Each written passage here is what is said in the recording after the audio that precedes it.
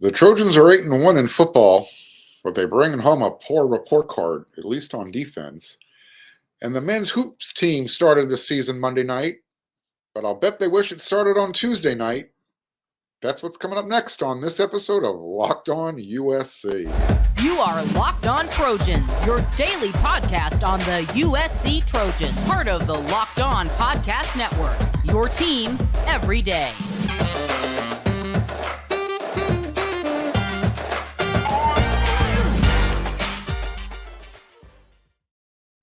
Fight on, everyone. I'm your host, Marc, and thanks for making Locked On USC your first listen every day. Whether you're watching on YouTube or wherever you like to download your podcast, I always like to remind everybody we are free. And I also want to thank everybody for coming along for the ride. Hope you're enjoying the show. If you're watching on YouTube and you haven't done it already, if you see that red subscribe button, hit it. It'll mean a lot. And for those of you who already have, thanks again. It really does warm my heart when I see all the subscriber numbers growing. So tell a friend. Tell your family members. Tell a Trojan family member. All right, so wasn't the best season opener for men's hoop. They fell 74-61 to Florida Gulf Coast U. You remember that school that gave us Coach Andy Enfield? Game wasn't even as close as that score might indicate. We'll have more on that a little bit later in the show. We're going to always get started with football. It's report card time. Look, USC's 8-1. That's all that matters, right? Right. Well, the offense is carrying the load right now. They are a big reason, huge, significant reason why the team has 8 wins against 1 loss. Not to say the defense hasn't done their fair share throughout the season. They have. However, as we start to get into the later part of the year, just a reminder, we've got 3 regular season games left. The defense is slipping, whether it's fatigue, injuries, frustration, complacency. Something's not working right now, and it's not working at the wrong time of the season. Hopefully, they can get it working in a short week because they face Colorado Friday night, 6:30 Coliseum, national TV audience on Fox Sports, FS1. All right, so let's get the grades out of the way here. We always start with the offense. I was a little concerned with the USC offense and the defense to start the game, but when the offense got the ball, Cal deferred to start, and while they didn't go 3 and out, it was a quick offensive series, and they were forced to punt. That doesn't happen regularly with Lincoln Riley's offense this season. Typically, USC they score on their first series. That they only had 2 penalties on offense. It just so happened one of them happened on the first play. It was a false start, so instead of starting on the 8-yard line, they moved the ball halfway back. They started on the 4. 4-yard line, 8-yard line doesn't make a difference at that point in your beginning of the game. It had no bearing on why they weren't able to score. Nevertheless, offensively, they had 34 points through the end of 3 quarters. They finished with 41. Something happened in that 4th quarter to the team, not just the defense. But we're going to talk about the offense now. I'm kind of wandering all over the place here. Quarterback. It's hard not to constantly give Caleb Williams an A or above. But for this one, I'm actually giving him an A-. He had great numbers. Nothing wrong there. But he looked off a little bit. He's still giving an A-. It's still the A category, right? But he had some throws that were off. He is still at this point of the season looking for the big play down the field on third downs when you should be looking just to keep the drive alive. And that also goes back to him not maybe running more than he possibly could. He was the second leading rusher on the team, 7 rushes for 38 yards. There's a lot more for him to get naturally, organically. He didn't. It's not like he had to scramble to get those yards. It would have just been there for him had he chosen to take it when there was nothing to pass. It's again he wasn't under a lot of duress. I thought the offensive line did well. So again, I'm not really nitpicking. But the other thing that I think Caleb can work on is he needs to find a second pitch in his repertoire. He's got a fastball, it seems like, every time he throws the ball, especially on third and short. Unfortunately, you got to take a little bit off the ball sometimes when the guys are 5 to 8 yards away. You can't be throwing that 90-mile-per-hour fastball. The running backs, it's a tough group to grade when Travis Dye is the group.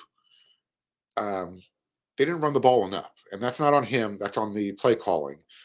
I gave the running backs a B. There was nothing spectacular from the group, but Travis became the first running back, believe it or not, since Marcus Allen to have a rushing touchdown in 8 straight games. So while he didn't eclipse the century mark, he came up a couple of yards short, 15 for 98. Had they run the ball more, he definitely gets that 100-yard. He eclipses that. He eclipses that 100-yard moment again to go with the 8th straight game rushing it for a rushing touchdown. Think about that. Not Reggie Bush, not Lendale White, not Chauncey Washington, not Ronald Jones. A lot of good running backs since Marcus Allen. Not to have to run for a touchdown in 8 straight games. I was shocked when I saw that stat come across today. But again, nothing from Rayleigh Brown, nothing from Austin Jones. But when they're only touching it a couple times, I don't know what you really can anticipate to get from them. And I mentioned Caleb Williams, 7 for 38. Run it 3 more times, and you're definitely over 50 yards. And who knows if you're closer to 75? Maybe you break a big one. Who knows? Wide receivers, tight ends. Again, there are a lot of drops that counted towards Caleb's 26 for 41. He did have 4 touchdowns, 340 yards, 360, no interceptions. But I'm going to give that group a B. Again, they were without Jordan Addison, without Mario Williams, but Taj Washington stepped up. He led the team with 7 receptions. He had 112 yards and a touchdown. Michael Jackson III, MJ3, Mike Jack. He had the yardage, 115 yards and 2 touchdowns off of 5 receptions. So, 2 guys down, 2 guys just keep stepping up. Josh Follow, Lake McCree, they were each targeted 1 time. They each caught it. Lake McCree's target was for a touchdown. Terrell Bynum, 7 catches on 8 attempts. So nice bounce back for him. I know he had a rough game last week. Again, wide receivers, I thought they were good enough. B, maybe a B+. It's in the evening. I'm feeling a little bit more gratuitous. Offensive line, I'm going A. Another week with no sacks, no holding calls. I went over they had 2 penalties out of the team's 5. Went over the first one. The second one was the start of the third quarter when they had the ball, and that was an illegal shift.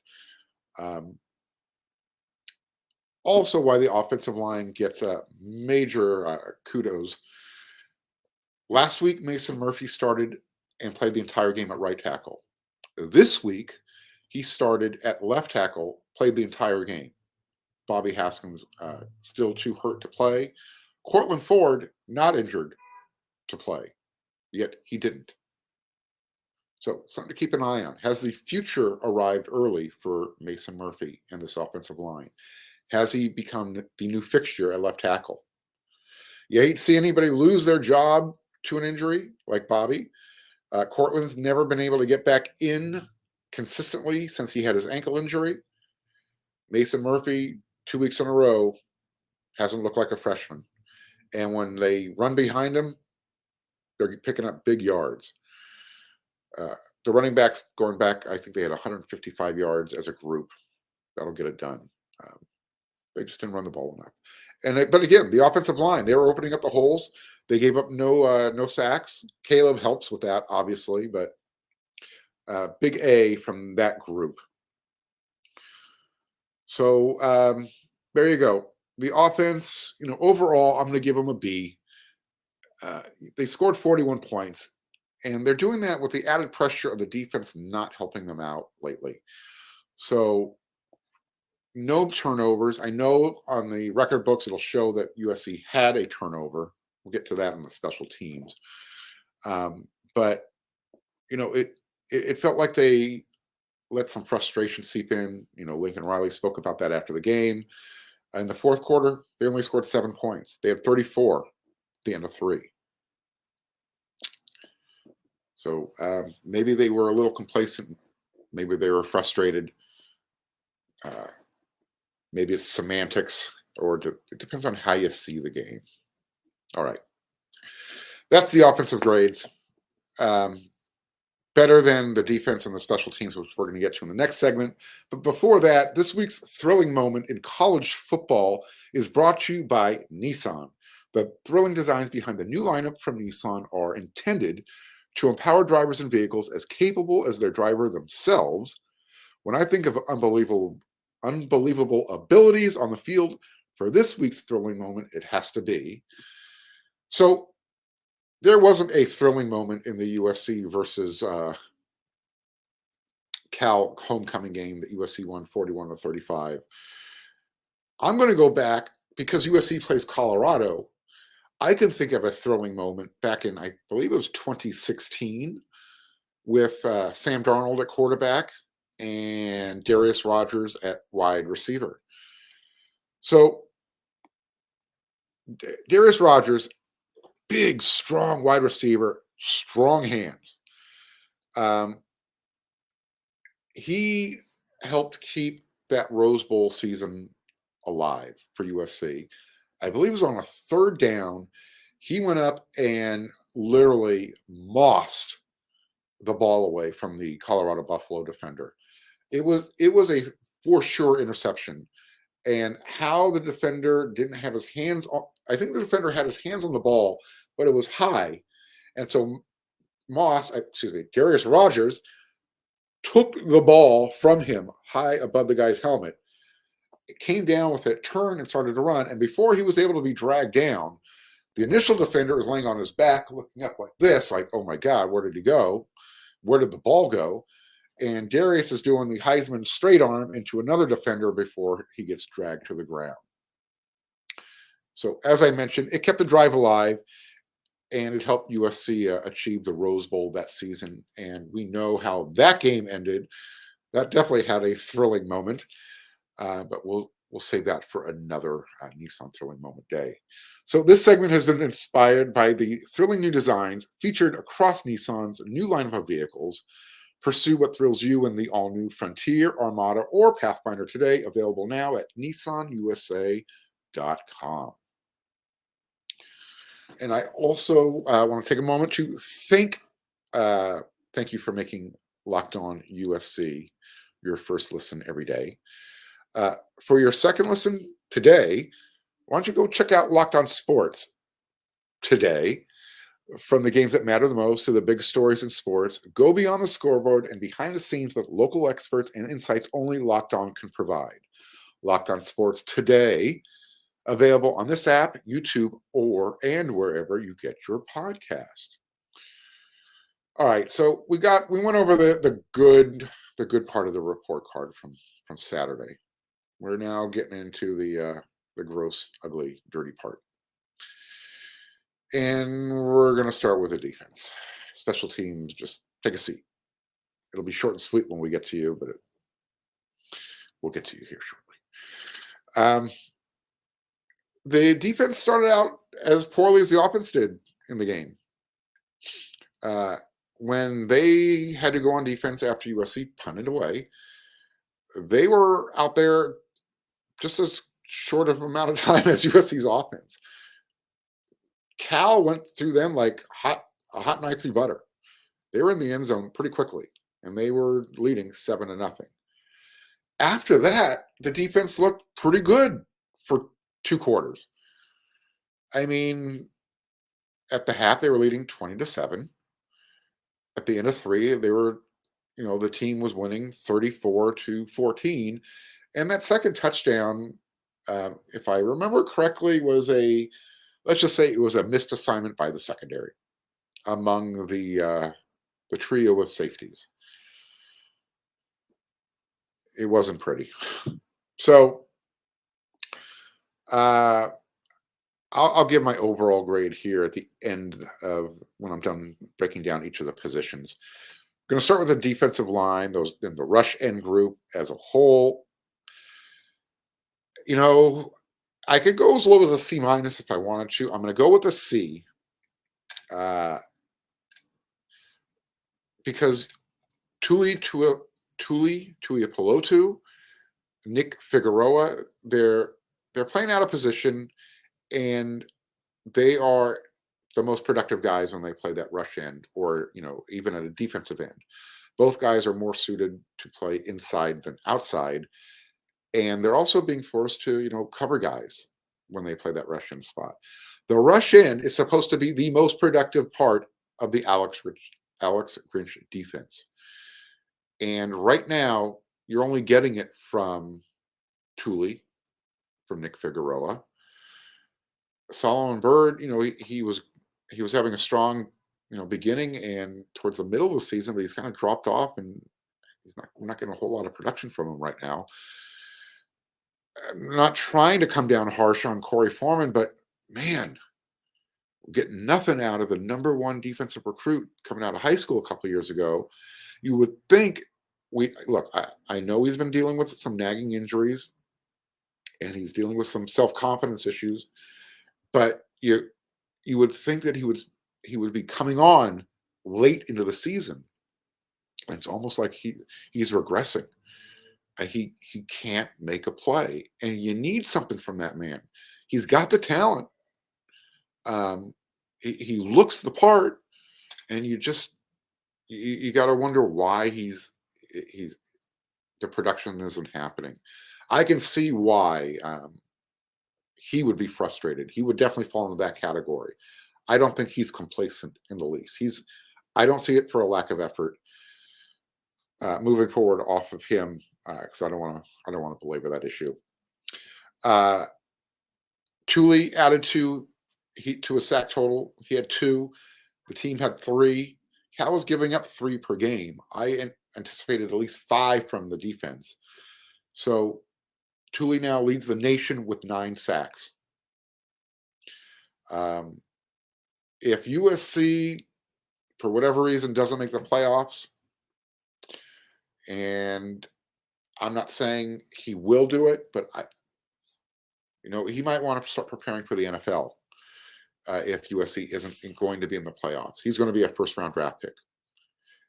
And, why that goes against everything I stand for, there's just way too much money out there for these guys to put their bodies on the line.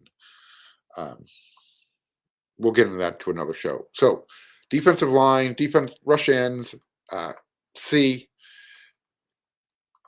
They need to get better, though. Dejon Benton, I think it was the first play of the game, or one of the first 2 plays of the game, had a TFL, and then didn't hear from him again for the rest of the game. Brandon Peely, he's working hard in the middle, but again, great effort. You got to get some production out of it. But it's hard to fault a guy who's trying as hard as he can. We just need to get more from this unit. The linebackers, man, I got to go a C-. And for as hard as Shane Lee plays, as hard as he hits, and once he gets a hold of you, you're going down. He is fantastic in the run game. I don't think anybody would disagree that pass coverage is not his strong suit. You hate to see him out there chasing, speedy running backs or, wide receivers, but that's part of the role he has to play. And he was second on the team in tackles with 7. Middle linebacker was Tua CV Nomura. Middle linebacker starting, and he played significant minutes. It's not like he wasn't on the field. But when I went and looked for his numbers, I couldn't find a stat line. 0 tackles from the middle linebacker spot. Not even an assist, half a tackle. How does it happen? Why isn't Rajon Davis getting in the game? Did he play? He might have played a snap or 2. I don't remember. When you hear Lincoln Riley talking him up the week before, saying he's on the cusp, he's just ready to make that next step. Well, when you're not getting any production from your regular group of linebackers, might be time to throw them out there. Can't do any worse, right? Secondary, man, I'm going C- only because Kalen Bullock, he was able to get an interception. You had 3 pass interference penalties on the group. Poor tackling. It wasn't a good showing from that unit. And again, the defense as a whole, to give up 21 points in that fourth quarter. Now, the offense didn't help, but the offense put up 41. The defense has to do better. And against Colorado, I don't know what we're going to get out of that, because Colorado's just awful on both sides of the ball. So even if USC puts up a 50 on offense and holds Colorado to 13 points, 14 points, whatever, what do we learn? I don't know. What we do need to learn, or what the defense needs to learn how to do, is tackle better and play for 60 minutes.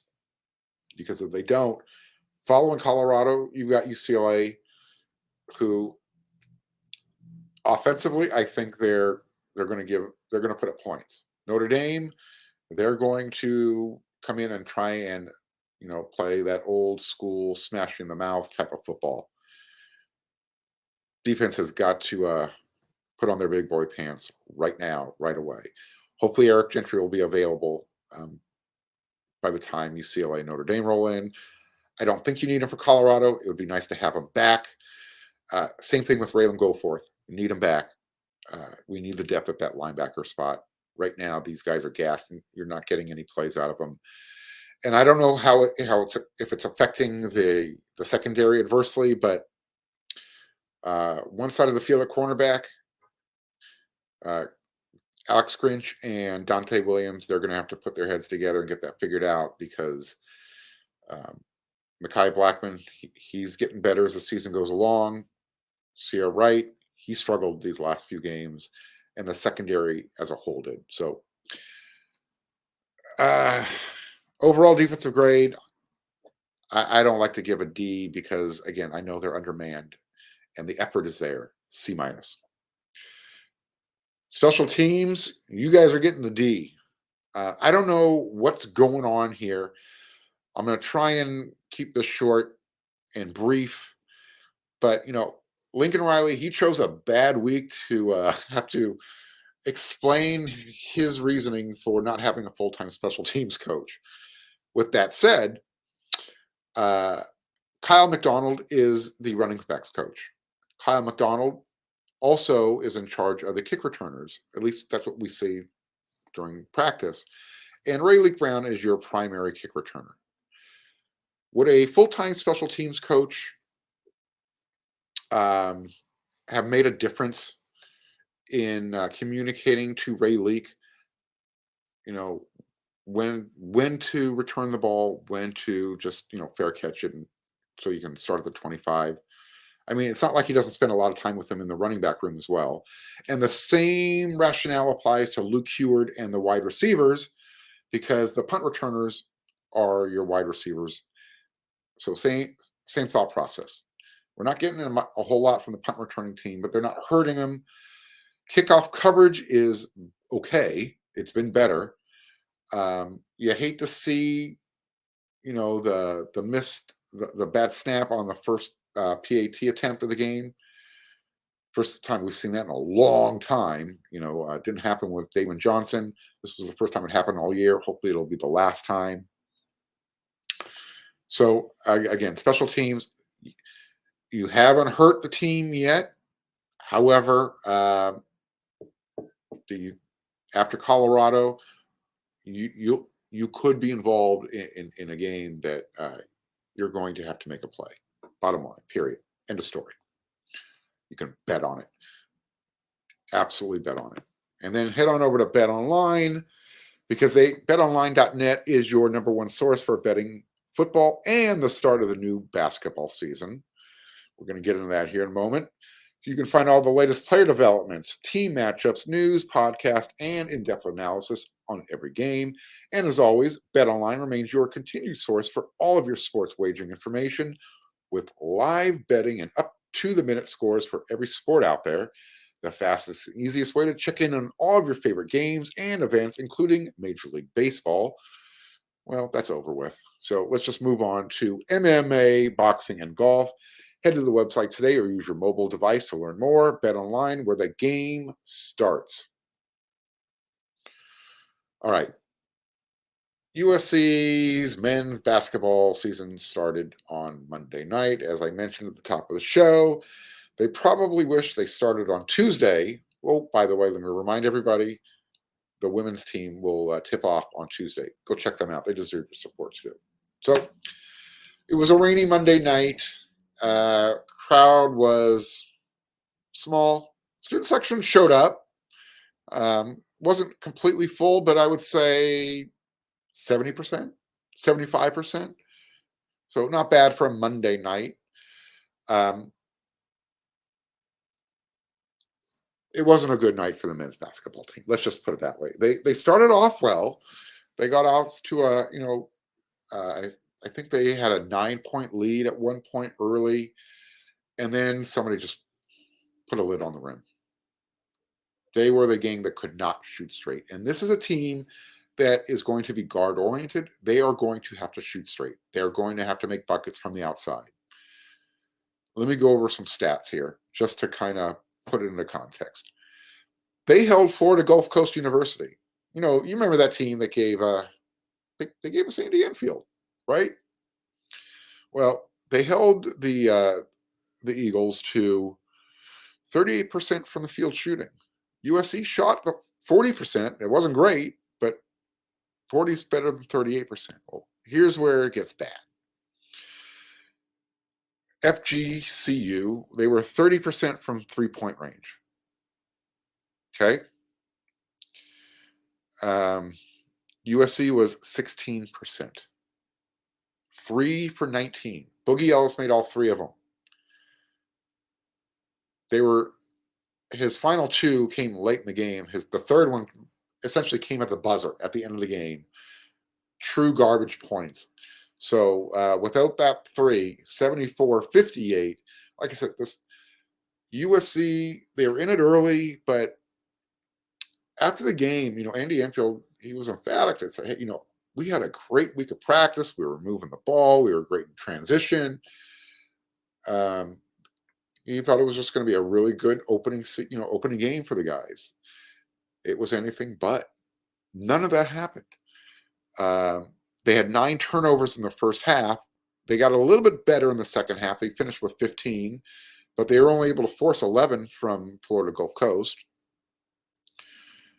They were out-rebounded. Look, they don't have a lot of size.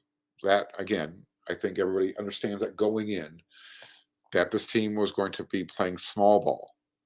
Josh Morgan, he had a pretty good game until he fouled out. He had 7 blocks. He had, 9 rebounds. So he tied for the lead with Drew Peterson, who also had 9 rebounds. But Drew also had 6 turnovers. This is going to be a carryover from last year. USC needs to find a point guard. And you can't have your seniors, Boogie and Drew, being lackadaisical with the ball and turning it over. Like I said, Drew had 6 turnovers. Boogie did not turn the ball over. He led the team with 19 points, but he was the only guy in double figures. The next closest guy was Drew with 7, 2 for 6 from the field. It was just an ugly performance. They were out rebounded. This is what really stuck out: 46-35, and particularly bad on the offensive glass. 16-7, they were out rebounded. So when you're getting that many second chance points, 16 for Florida Gulf Coast, USC had 3.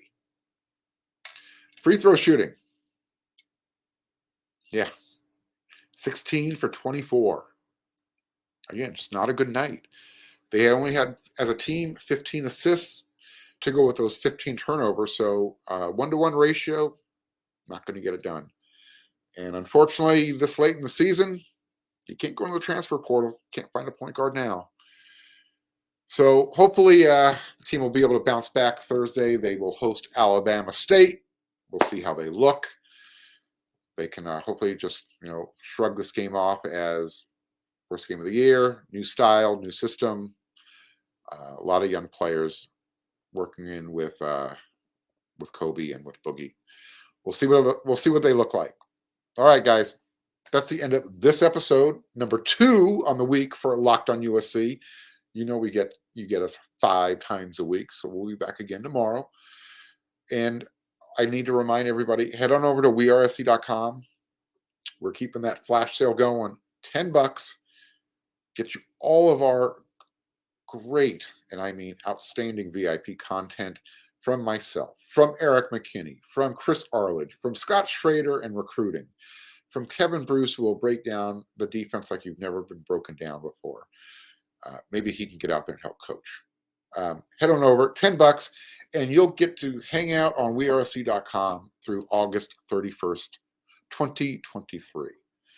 So until Locked On USC is back with another episode tomorrow, you guys know what to do.